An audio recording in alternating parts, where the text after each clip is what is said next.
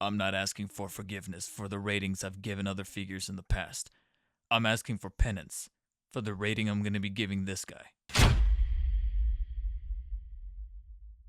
Yes, I will be taking a very small step away from the traditional Spidey figures that I cover on the channel, from Marvel Legends to Figure Arts to Mafex alike, and tackle a pre-order that I had under my list over at Big Bad Toy Store, and I frankly kind of forgot about it after a little while I was tackling other things in life, and eventually I got the arrival notice. And before I had a chance to sort of cancel it, or at least figure out what I was going to do with it, since it was non-Spidey related and I wasn't 100% sold on whether I was going to keep it, let alone review it on the channel, more and more people started to come to the forefront on Reddit, on Facebook, on Twitter, on a lot of platforms on social media, hailing this guy as probably the best Mafex figure in recent memory and potential figure of the year contending material. So I got incredibly curious, got through the packaging, cracked it open, and tried to figure out exactly what everybody was talking about how they can take a comic-accurate Daredevil, shrink him down to Mafex proportions as far as the scaling of the body, the sculpting, all that jazz, and give us a very definitive take on the character in this scale, in this format, and at the same time, give everybody this figure that they've been wanting their whole life, or didn't know that they wanted and ultimately got it and realized that now they can't live without. Much like Matt Murdock, aka Daredevil, can live without fear. And after some careful self-reflection, I've come to realize that second to Spidey, when it comes to Marvel, Spidey is in fact my favorite Marvel superhero character. After finally kind of going through the ranks and all the different archetypes and portrayals of each character as far as different comic books, artists, storylines, I finally arrived at the conclusion that Daredevil is my second favorite. So finally getting the Mafex in the mail, I thought to myself, yeah, I gotta crack this guy open and see what all the hype truly is about, because this is, like I mentioned before, this is the original take on the character as far as the all-red suit with a few variances here and there as far as accounting the straps for the belt and of course the holster or the handle for the billy club sheath right here on the side of the thigh, a little bit around the boots and the gloves and such, but it's of course the very skin-tight red, very dark bloody red suit with the iconic D&D emblem on the chest, and then of course the cowl with the very small ears, the darker red eyes, etc. Of course, having the exposed nose right there, that has kind of become a little bit of a point of contention for certain folks, because even the Ben Affleck Daredevil movie had the exposed nose, but then the Charlie Cox show doesn't necessarily have that. So let me know down below, you guys, do you guys prefer exposed nose or covered up nose? I feel like in terms of pragmatism, it makes sense to cover the nose because that thing is going to end up getting broken left and right. Although to play devil's advocate, oh brother, being the son of a boxer will probably make him a little acclimated to that. What I think I'm starting to get acclimated to would probably be the hype around this figure, because as badly as I fought the notions, I fought the feelings, I fought myself playing with this guy, messing around with him, trying to be as best of a contrarian as possible so I can keep a very leveled mind, something to not be swayed or bought for, nothing to be kind of biased by, like I said, my affinity for the character, how much he ended up being my second favorite Marvel character of all time after, like I said, careful self-reflection, careful observation, careful thorough analysis. But god damn it, they were right. They were right. I was thinking to myself, is this guy overrated? Is this guy overly hyped up? Are people just blowing things out of proportion? But the more I felt the weightiness of the plastic, the solid build to the body, the way that everything just kind of comes together, and pulling him right out of its plastic tray inside the box, which, again, shout out to the box, because I love the classic aesthetic to the overall stencils around the color scheming of the panels on the different sides. But then most importantly, huge shout out to implementing some of the comic book panels from within the box. I thought that's a very fine, classy touch, only to sweeten the deal of how great this figure really is. Like I said, I really wish that I could have fought the notions that everybody was kind of planting in my brain of how this could be potentially 2025's Mafex of the year, but God damn it if they're not almost borderline correct, because the feel of the plastic, it's very difficult to articulate on camera, but the way that everything just feels very, very solid, very weighty, like I said, very quality. When you think of a Mafex and you think of a figure that you're paying somewhere close to about 100, 110, 100 and some change, this is frankly what you'd be thinking. This is what you'd expect right out of the box. Sure, like I said, it's not the most involved suit. It's leaning towards that simplistic nature of that classic Golden Age or Silver Age Daredevil as far as the skin-tight all-red suit. You know, it's not adapting Shadowland. It's not adapting the yellow and murky brownish red. It's not doing anything contemporary.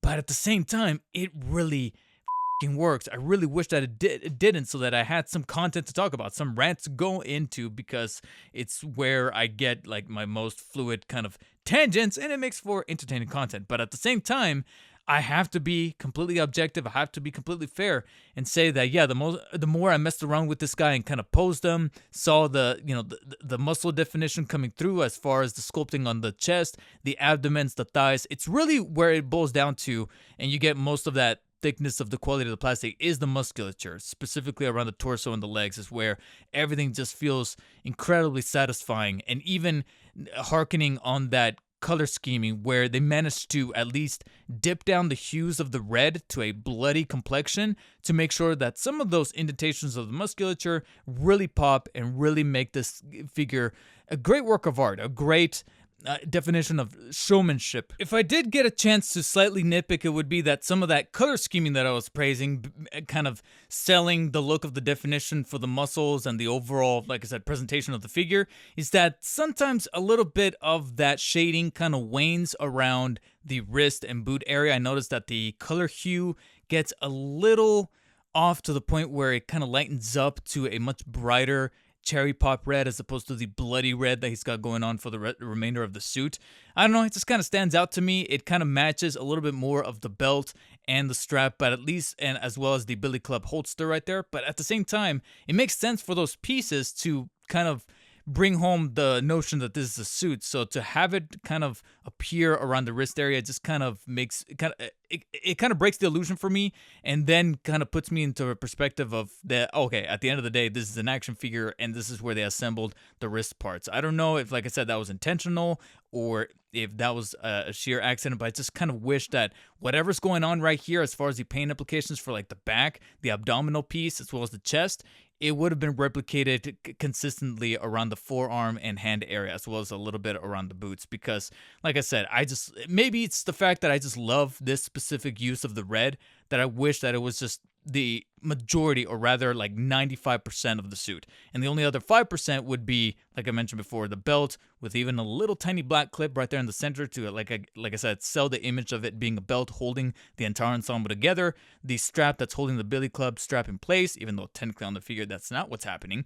But we'll get to that momentarily. And then, of course, like I mentioned before, the iconic D&D on the chest. That's really awesome. And speaking of iconic look, you got, of course, the head sculpt, which in my opinion is painted and sculpted beautifully. I love the etched in kind of, I don't know if it's just me seeing things, but it kind of looks like a little bit of a smirk. Matt Murdock has always been a little bit cocky in his skills as both a lawyer and a fighter, so I do like that they kind of imbue that just a little bit right there, while at the same time not making it a full-blown smile. So, of course, you gotta remain in character, but I like the ears, the eyes, the scowl on the front brow right there. Overall, it's just a beautiful looking piece.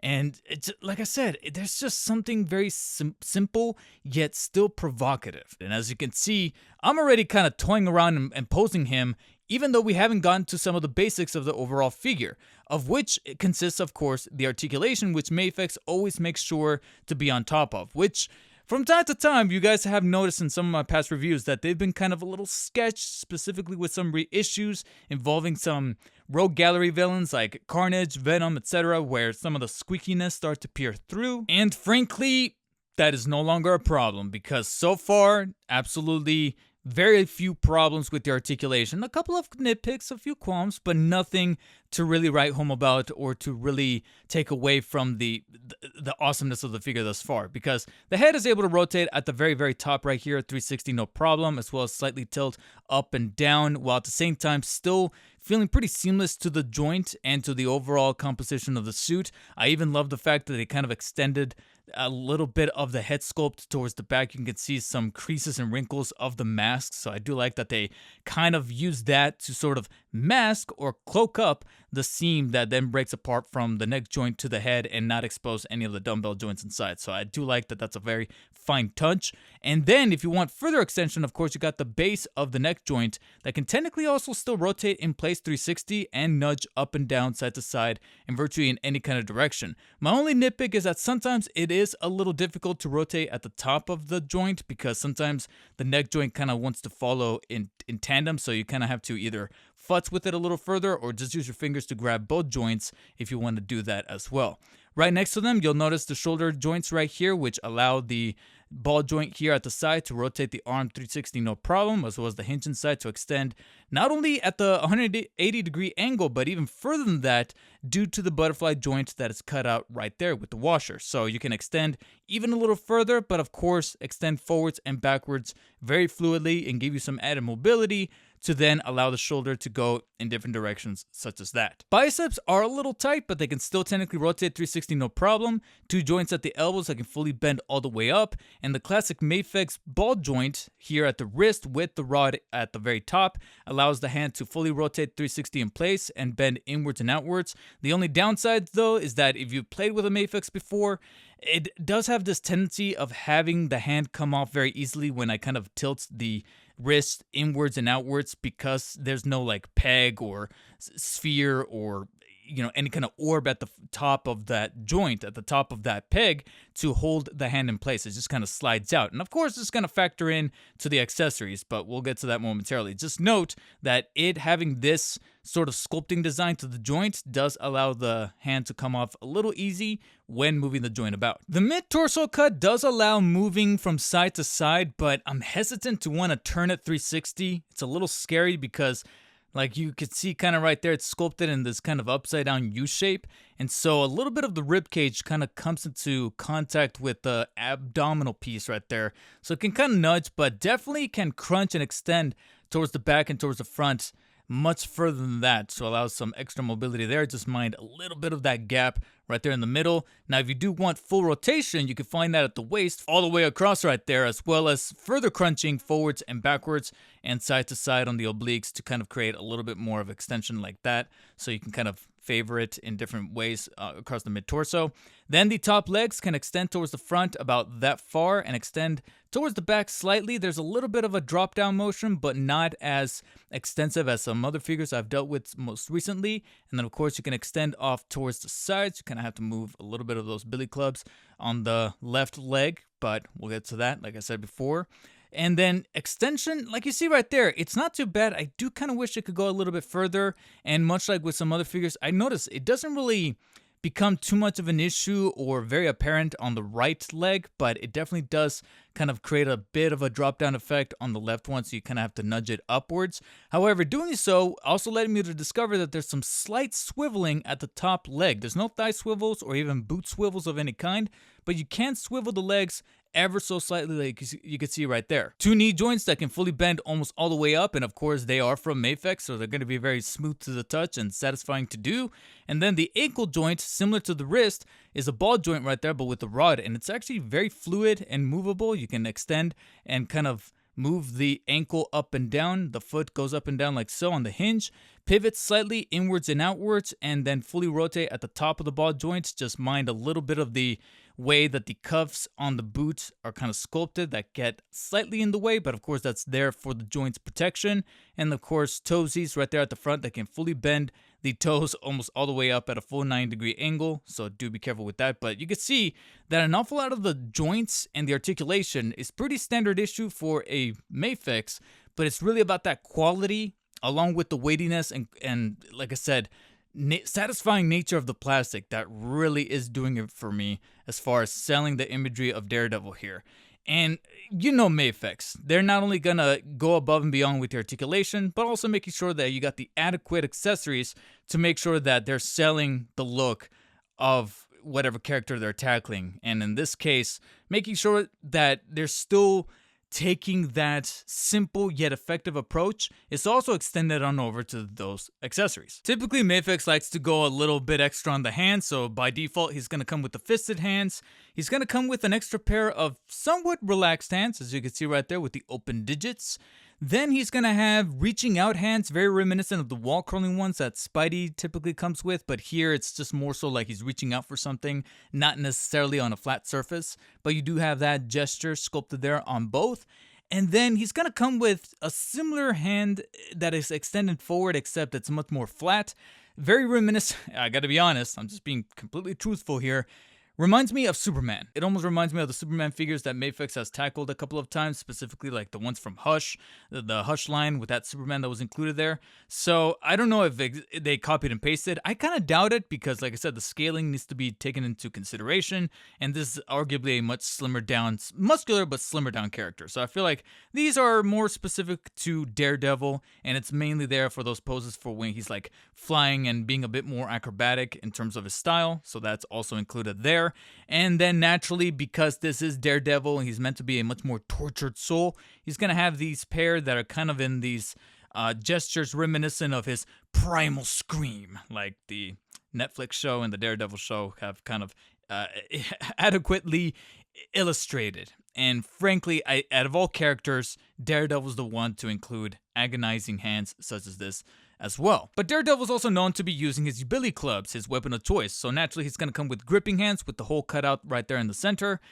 And this is where we probably get to my only real complaint about the figure. It's not even a nitpick, this is legitimately a complaint, because Mafex, they really did go all out when it comes to like the billy club accessories, like so many different variations to make sure that they can take every pose, every stance, every kind of different style that you really want to put this guy into consideration. And I have to give them credit for that.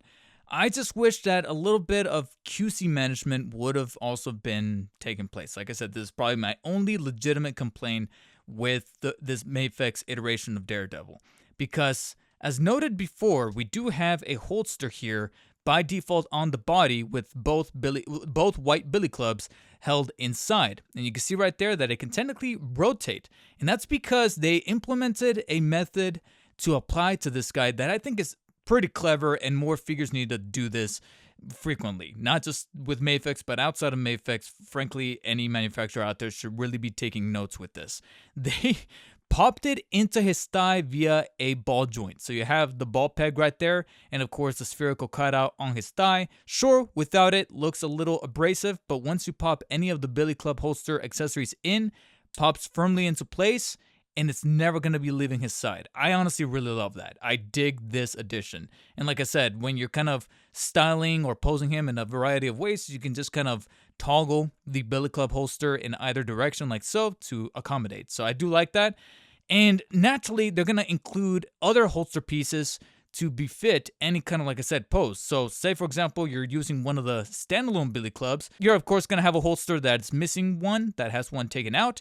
Or if you're using both, you have a holster that's completely empty. So you could do that right there and just kind of have the holster on his side, missing either of the billy clubs.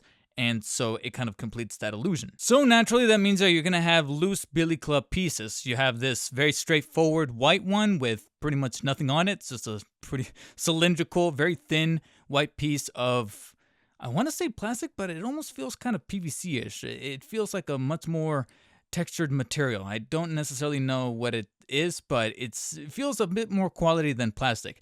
And then you have pretty much an identical piece with the exception of this sculpted on loop here on the side to kind of make it seem like it's got a sort of strand or rope or grapple from within, which then leads us to the other two additional pieces.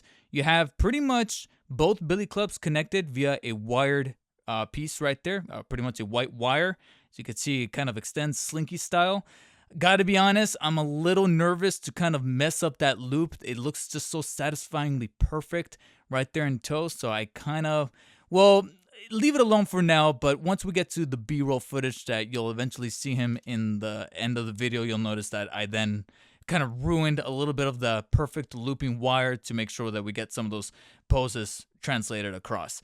And similarly, you have another one right here, only this time it's got a hook for the grapple here at the very far end, and arguably the loop of the wire is much shorter. So you got that going on right there, which of course I also did not want to ruin prior to making those final B-roll stances and poses, because like I said, I really don't want to ruin it, and it's going to be a bit cumbersome to get it back into a loop. So we'll tackle that momentarily. But the main issue, the main complaint that I have here is that I was incredibly looking forward to posing him with either of the billy clubs to make him look even more badass, specifically on the gripping hands, which I have right over here. And I was having a good old time doing so. There's a couple of poses I've already put him in to play with him, to make him look badass, and he truly does sell this look, this classic look from the comics, especially when you swap out the head for the included alternate head accessories. You got one with the slight exerted grimace right there on the right, and then on the left you have what I like to call the primal scream face, with the agonizing screaming face and the open mouth, which is also painted in with a little bit of tongue kind of sculpted and painted in there, but still a very fine touch. You even have a much more furrowed brow to sell the expression. Beautiful headpieces and very well done as far as sculpting. Easy process to swap them out. And like I said, when you kind of vary this all up with the different hand accessories, the billy club accessories, and it was culminating in what was very quickly becoming a slight 10 out of 10 figure. And I was seeing the light of what people were talking about with the hype surrounding this figure, only to then very, very late in the game, almost prior to recording this review, discover that putting the billy clubs, specifically the very loose white ones, into his gripping hands and then taking them out, resulting in some very detrimental paint scuffing from the red hands onto the billy clubs themselves. I understand that there's probably a method to kind of wipe them off with either some kind of alcohol or any other possible liquid solution to get that cleaned up. But the fact that it's happening in the first place, I gotta be honest, it was incredibly disappointing to see these red smirks. And it also triggered something in my memory that was kind of buried in from one day that I was kind of scrolling through Reddit, specifically the Mafex subreddit. And I think there were other people pointing out that yes, putting the billy clubs inside of those gripping hands and leaving them in there for a little too long or pulling them out a little too quickly will cause a little bit of the red paint on the gripping hands to scuff up on the billy clubs. And I know that some people have gone as far as to kind of build it into the lore or into the imagery that it's blood from the enemies that Daredevil has been fighting. That's cute.